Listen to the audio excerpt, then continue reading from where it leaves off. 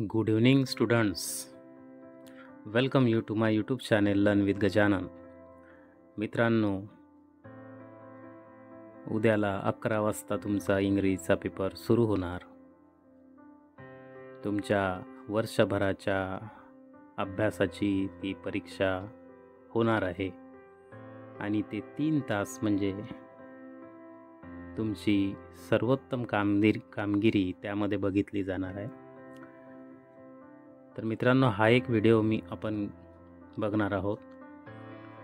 Question number 1 चा बी, ज्यामध्ये non textual grammar 4 मार्क्ससाठी विचारल्या जाते. यामध्ये ट्रान्सफॉर्मेशन ऑफ सेंटेन्सेस 3 मार्कासाठी आणि स्पॉट द एरर 1 मार्कासाठी असा 4 मार्काचा क्वेश्चन आपण या व्हिडिओमध्ये बघणार आहोत. याच बेसवर प्रश्न येतील, वेगळे येणार नाहीत. म्हणून हा व्हिडिओ सुरुवातीपासून शेवटपर्यंत आपण पाहावा. वर्ग 12वी मार्क्स 4 क्वेश्चन नंबर 1 चा बी, नॉन टेक्स्च्युअल ग्रामर, ज्यामध्ये ट्रान्सफॉर्मेशन ऑफ सेंटेन्सेस 3 क्वेश्चन्स आणि 1 स्पॉट दी एरर या प्रश्नांचा समावेश असतो. मित्रांनो, चला तर बघूया याच बेसवर येणारं उद्याच्या पेपरात बोर्ड एक्झाममध्ये येणारे नॉन टेक्स्च्युअल ग्रामरचे क्वेश्चन्स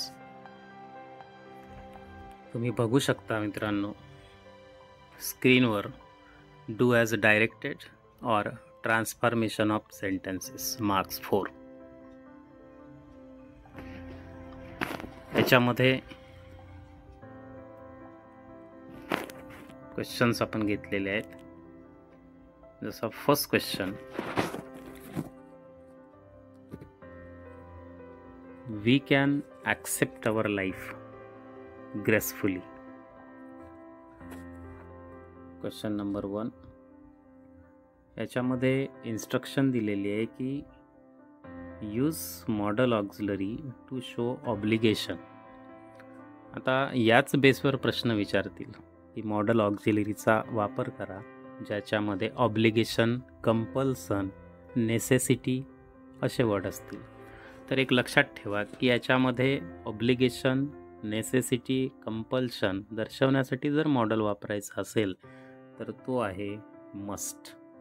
फक्त तुम्हाला त्या कॅनच्या ऐवजी ठेवायचा आहे वर्ड मस्ट. म्हणजे तुमचं सेंटेन्स होईल we must accept our life gracefully.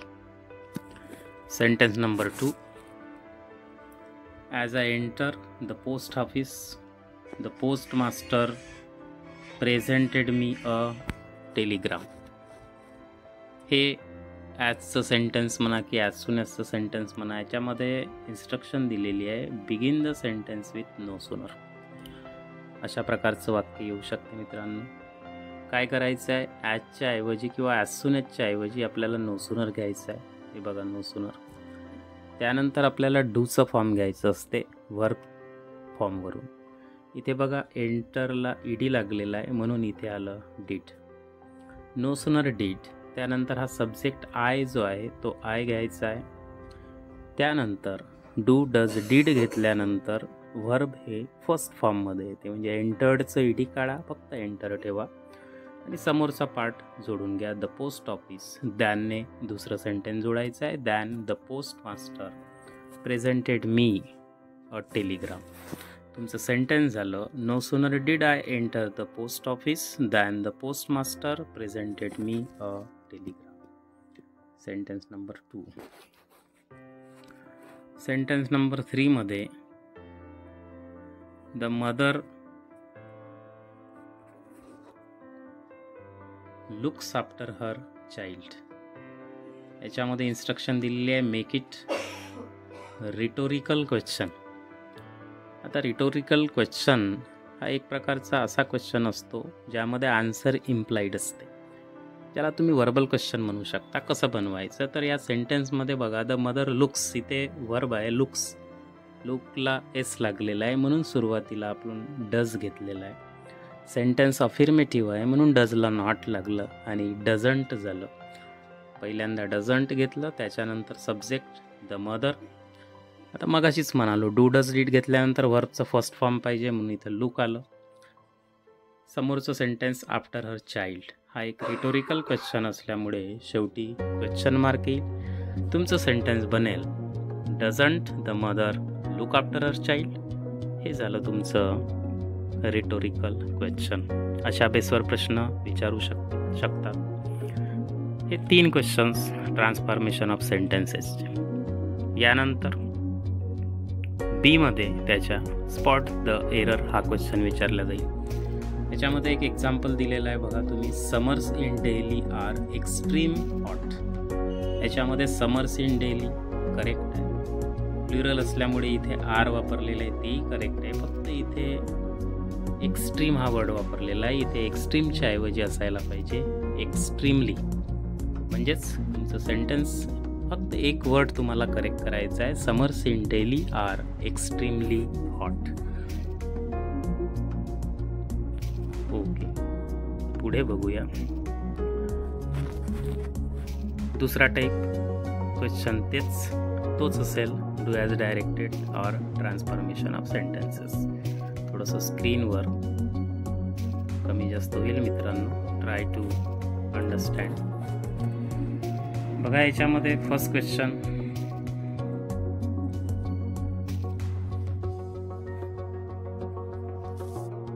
Use the correct article.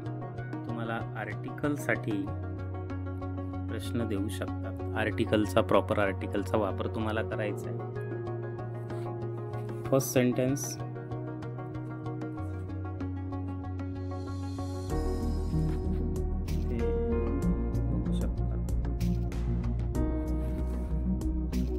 COVID-19 is one of blank most dangerous disease witnessed by blank world. आता आर्टिकल्स ए अँड द आहेत.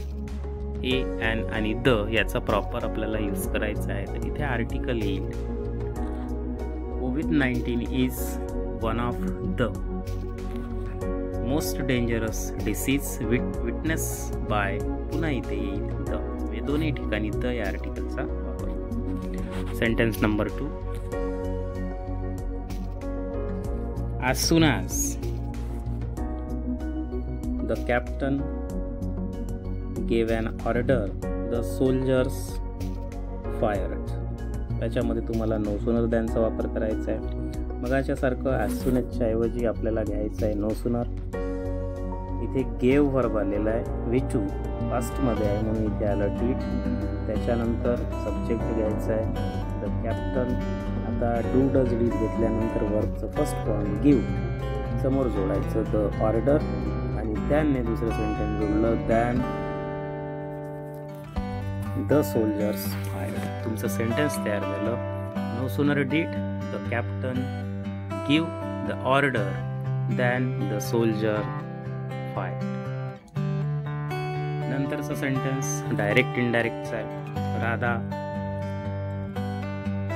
said to the teacher, I feel very happy to help my mother at home. Change into indirect speech. मित्रांनो हा topic मोठा आहे. पहिल्यांदा sentence पाहून त्याच्यामध्ये आपल्याला चेंजेस करायचे असतात. हे असर्टिव्ह सेंटेन्स आहे, डिक्लेरेटिव्ह आहे, स्टेटमेंट आहे. याला करताना पहिल्यांदा आपल्याला स्पीकरला खाली आणायचं असते. जसं आपण घेतलं इथं राधा. सेड टूच्या ऐवजी आपल्याला इथे टोल्ड करायचं असते. राधा टोल्ड. त्यानंतर लिसनर येतो द टीचर. कनेक्टिव्ह म्हणून आपल्याला दॅट वापरायचं असतं. त्याच्यानंतर प्रोनाऊन चेंजेस होतात. आय कुणासाठी आलं, राधासाठी आलं म्हणून शी होते. फीलचं फेल्ट होते. फीलचं फेल्ट झालेलं आहे. व्हेरीचं व्हेरी, हॅपीचं हॅपी. To help. आता इथे माय आलेलं आहे. माय हे मदरसाठी आहे म्हणून आपल्या राधासाठी आहे म्हणून त्या मायच्या ऐवजी आपण इथे केलेलं आहे हर. Her mother.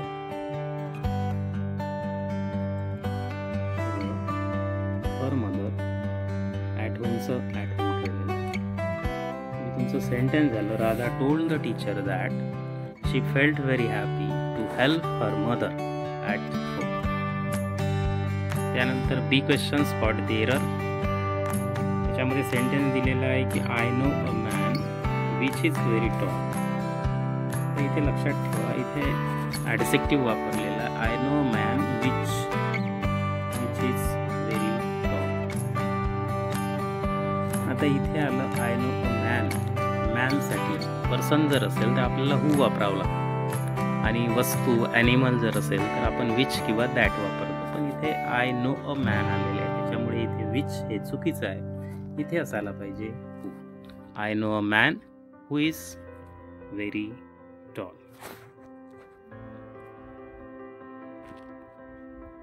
त्याचप्रमाणे पुन्हा त्याच बेसवर एक लास्ट ॲक्टिव्हिटी आपण बघूया.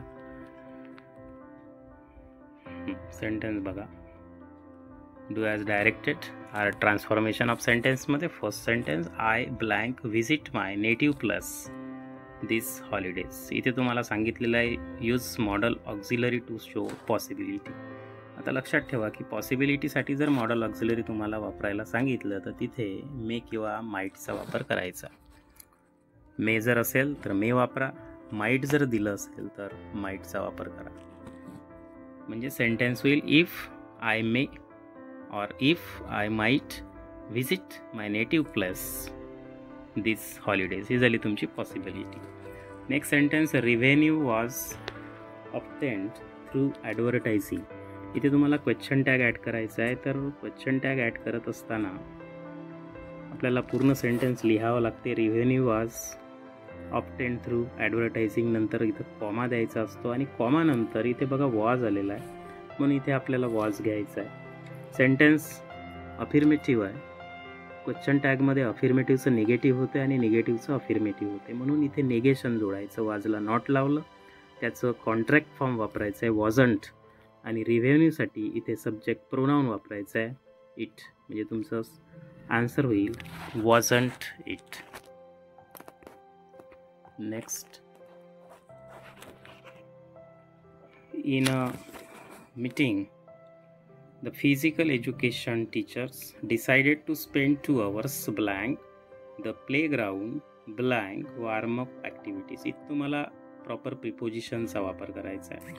आता प्रिपोजिशन मित्रांनो ऑफ, इन, बाय, विथ यासारखे जे वर्ड्स असतात ते प्रिपोजिशन्स आहेत.